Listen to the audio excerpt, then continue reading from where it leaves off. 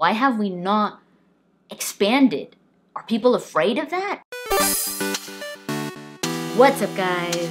There's a topic in gaming that really interests me. It's called retro-futurism. So all of this retro comeback that all of a sudden popped out of nowhere for, what, the past 2, maybe 3 years? We've been capable of making some really nice looking games and some really nice looking movies. So why is retro coming back? I've gone through the museum of Sadler with all the nice goodies. One day I'll show you the Sadler Museum. If you guys haven't heard of this is the Hyperkin Smart Boy. They made the Retron 5. The Retron 5 is hardware that can play old games. You could put in different cartridges from different eras, from different consoles, so it's pretty freaking cool. Oh! But this, as you guys can tell, is the original Game Boy. This came out in, I believe, 2017, so like a year ago, maybe 2, no more than 2 years. This is USB-C. What you use this for is a smartphone. Not just any smartphone, but an Android. I've got an Android phone right here, and luckily it's USB-C. So I can use it with my phone. You do have to download the Smart Boy app and also the Old Boy app.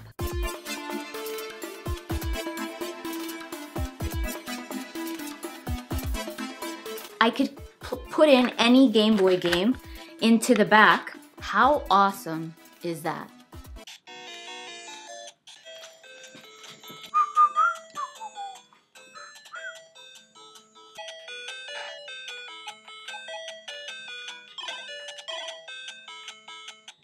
I think they did a very good job with this, and the response time on the buttons and everything is very good. Now, let's see what it was like on the Game Boy, see if it came in even close to it, or does this improve the experience?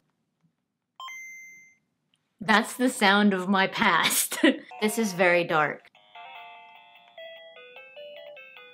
So this is an old Game Boy, so obviously the mechanics, I mean the colors and all that, or the lack of color, is going to be not as great as that one. This feels very similar to a Game Boy. So as amazing as the Game Boy is, and as amazing as it is to hold one in my hands again, I think this increases the probability of me playing old Game Boy games, not so much this. And I didn't think I was gonna say that. And now you get stuff like this. The classic mini surge that has happened all over the place. The NES started, and then the SNES, and then, you know, even the Famicom editions. Now even Sony jumped on it. At Games has been doing it for a while now. They have the Atari, the Genesis. They're not that great, I am told. This is the Mega Drive by At Games. This is not amazing. But again, another mini console. And not just mini consoles, but controllers. Put your phone here and you play with an old Genesis pad. This is by 8-Bit Do, and it's a very good rendition of the SNES pad with added joysticks and added buttons on the top. But this is going to be really cool for the Switch. And it's wireless, so it's taking technology from way back when and introducing it now and improving it almost, because this is wireless. They're wired, and you have to, and you know, the experience is not the same when you're not sitting like a foot away from the TV. Okay, I like the nostalgia, but do I really want to sit a foot away? You know, I want to sit on my couch and I want to relax. We like the reintroduction of old stuff, especially us all old people. People of a sophisticated age.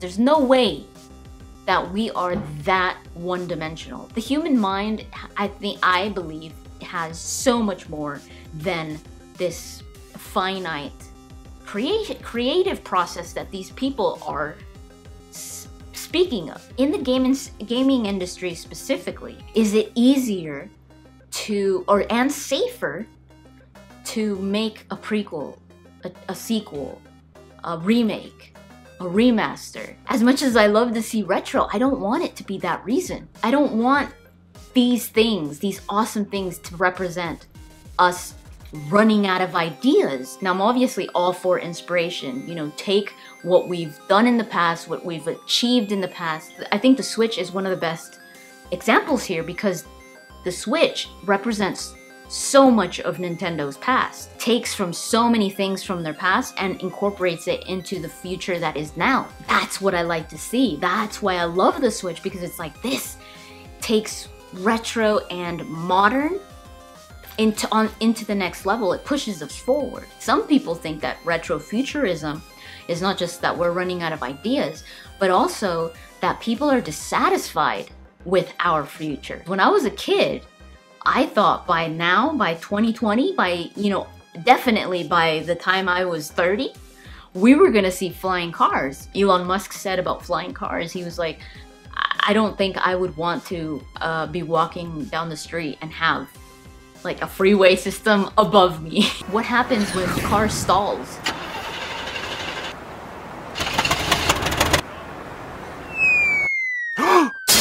I'm okay with not having flying cars. Humans stepped on the moon back in the 60s. You know, we've sent astronauts into space, into the space station. That's a huge thing. Why have we not expanded? Are people afraid of that?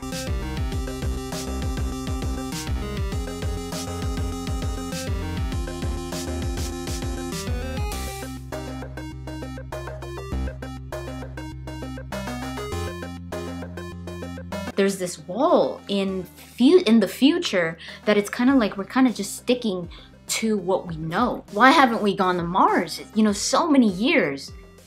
And he's gonna do it, you know, within, you know, he's already sent Dragon, and it's like, yeah, we're probably gonna be sending people to Mars by 2020 or something like that. And it's like, was this technology not available before Elon Musk was like, why don't we do this? After Steve Jobs died, Apple has just kind of, it halted. And you don't really see improvements very much in Apple devices. You know, some people would even say that they've removed a lot of stuff that was useful. Android phones and Samsung is finally starting to introduce like the folding screen, which I think is freaking mind-blowing. It's crazy. The Chinese have already landed on the dark side of the moon and they're growing cotton. When you think of everything that we're capable of now, why are we just making improvements to phones when it just comes to the color? It's more shiny and it's bigger. Things used to be getting smaller, and then all of a sudden they're getting bigger. Are pockets getting bigger or what? Are people wearing more fanny packs now? Is the fanny pack making a return? Back then, this was a toy. This was my toy. I think that's what nostalgia is. It makes you remember when you were a kid and that you would play. And when you play with them, you're not gonna become addicted to them. You know, like the Smart Boy on my phone, it's not like I'm gonna play that over the PS4. It's like, oh yeah, screw the Switch. Like, I've got my old school Game Boy here. It's finally returned into my life. No. Oh, and they're playing it for like 5 minutes and then they turn it off and they're like, that's really cool. You know, they're not gonna sit there playing hours. This isn't gonna replace anything. This is just a memory. And that sound is always gonna make me go, oh. Right? I will forever remember that sound. I don't think that it's because we've run out of ideas and now we have to go into the past and it's like, oh no, now, you know, here's the next big thing.